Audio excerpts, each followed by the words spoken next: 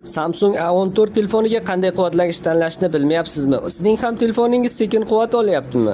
Balki siz quvvatlagich tanlashda xato qilgandirsiz. Unda sizga beradigan ma'lumotim manfaatli bo'ladi va telefoningiz sizga uzoqroq xizmat qiladi deb o'ylayman. Batareya sig'imi 5000 mAh.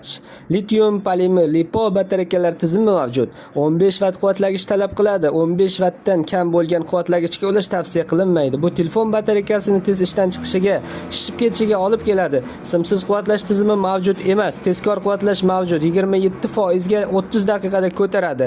Oddiy quvvatlash holatida esa 100% quvvat olish uchun 2 soat 18 daqiqa kerak bo'ladi. Internetdan foydalanganda 8 soat 50 daqiqa, video tomosha qilishda esa 12 soat 50 daqiqa, o'yinlar o'ynaganda 5 soat 38 daqiqa, kutish rejimida 92 soat, umumiy avtonomik holatida esa 20 soat 40 daqiqaga yetadi. Agarda sizga ham shunaqa ma'lumotlar qiziq bo'lsa, izohlarimizda yozib qoldiring.